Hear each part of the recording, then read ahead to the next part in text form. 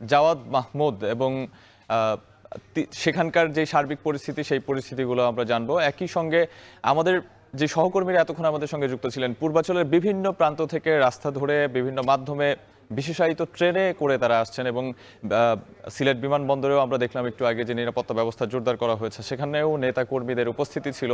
আমাদের সহকর্মী আমাদেরকে যেটা জানালেন, একই সঙ্গে এই এত সাত সকালেই ঠিক দুপুর 12টা বা 12:30 নাগাদ হয়তো বা তারেক রহমান পূর্বাঞ্চলে এসে উপস্থিত হবেন। তার আগেই একেবারে ভোর থেকে নেতাকর্মী বা সমর্থকরা, ভক্তরা সবাই কিন্তু ইতিমধ্যে পৌঁছেছেন।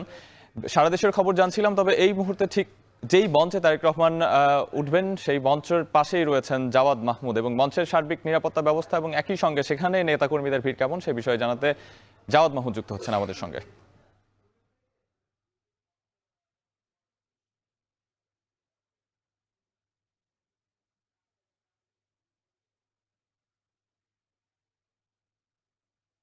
ধন্যবাদ আপনাকে।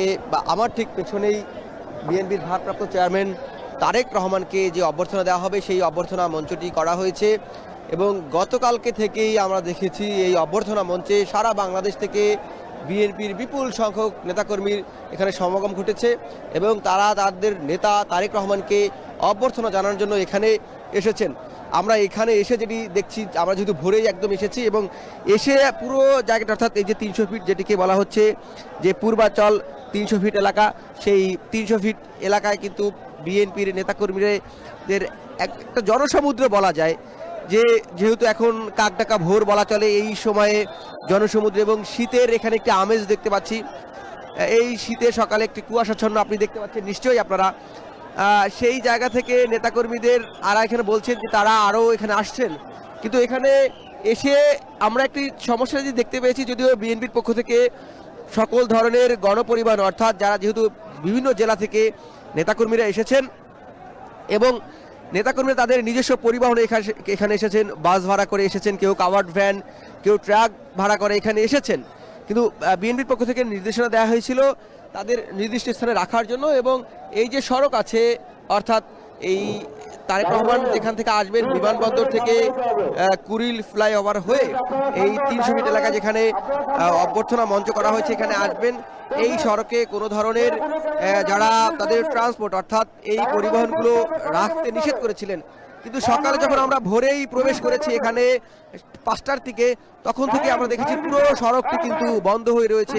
অর্থাৎ এই যে বাস ট্রাকগুলো এই অবস্থায় এখানে রয়েছে এবং সেটি দেখতে পাচ্ছি যে মঞ্চ থেকে এই নির্দেশনায় দেওয়া হচ্ছে যে যাতে দ্রুত করে নেতাকর্মীদের নির্দেশনা দেওয়া হচ্ছে এই সড়কটি পরিষ্কার করে দেওয়ার জন্য, যেহেতু এখনো বিপুল সংখ্যক নেতাকর্মীর এখানে আগমন ঘটার বাকি রয়েছে।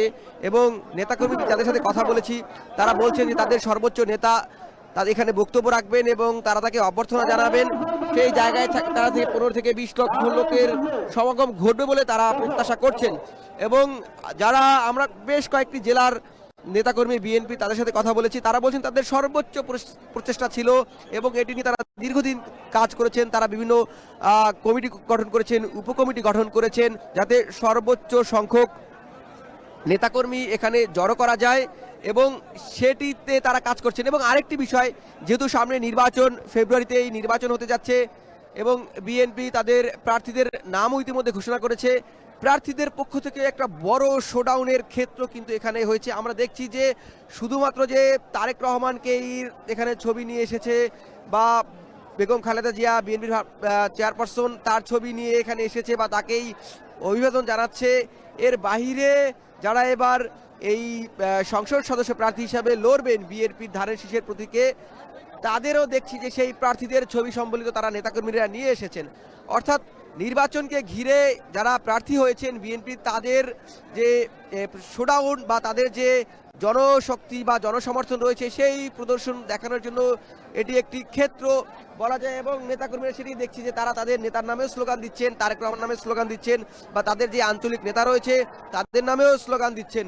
এবং এতদিন এই যারা বিএনপি নেতাকর্মী রয়েছে তারা তাদের যে সর্বোচ্চ নেতা তারেক রহমান তাদের সাথে তারা ভার্চুয়ালি নানানভাবে তার বক্তব্য শুনেছেন বা তারা বিভিন্ন অভ্যন্তরীণ মিটিংয়ে তার সাথে যুক্ত হয়েছেন, কিন্তু এই 17 বছর পরে তারা তাদের নেতার বক্তব্য সামনাসামনি শুনবেন এবং সামনাসামনি নেতাকে দেখতে পাবেন। এবং আমরা অনেকের সাথে এখানে কথা বলেছি যারা বিএনপিতে যুক্ত হয়েছে বা ছাত্রদলের রাজনীতিতে এবং বিএনপির অন্য অন্য অঙ্গ সংগঠনগুলোর সাথে যুক্ত হয়েছে, সেই সকল নেতারা বলছেন যে তারা এই জাতীয়তাবাদী দলের সাথে যুক্ত হওয়ার পরে কখনো সামনাসামনি তাদের নেতাকে দেখতে পায়নি। সেই সুযোগটা আসলে কেউ হাতছাড়া করতে চাচ্ছে না যারা এই ধরনের নেতাকর্মী রয়েছেন, এবং দীর্ঘদিন ধরে তারা তাদের নেতার যে সরাসরি সংস্পর্শ সেটি থেকে বঞ্চিত ছিলেন, সরাসরি দিক নির্দেশনা থেকে বঞ্চিত ছিলেন তারা বলছেন, এবং সেটিকে কাজে লাগার জন্য এখানে এসেছেন। এবং আমরা এটিও দেখেছি, যেমন আমরা ঠিক মঞ্চের সামনে আছি, সেই মঞ্চের সামনের জায়গাটা থেকে যদি বলি যে নেতাকর্মীরা যেহেতু মঞ্চের একদম সামনে যারা, তারা কিন্তু গতকাল দুপুর থেকেই এখানে অবস্থান নিয়েছেন। অর্থাৎ এই মঞ্চের জায়গা যাতে অন্য কেউ না নিতে পারে এবং সরাসরি যেন একদম খুব সামনে থেকে নেতাকে তাদের দেখা যায়, সেজন্য গতকাল থেকেই আমার ঠিক এই যে পেছনে যারা বসেছেন তারা গতকাল থেকে শুধুমাত্র এই কারণেই অবস্থান নিয়েছেন। এখন পর্যন্ত আমার কাছে এই যে কুড়িল ৩০০ ফিট এলাকা যেখানে তারেক রহমানকে অভ্যর্থনা জানানো হবে, সেই অভ্যর্থনা মঞ্চের সামনে থেকে সব শেষ। ৩০০ ফিট সংলগ্ন তারেক রহমানকে সংবর্ধনা জানানোর মঞ্চের ঠিক সামনে থেকে আমাদের সঙ্গে যুক্ত ছিলেন জাওয়াদ মাহমুদ।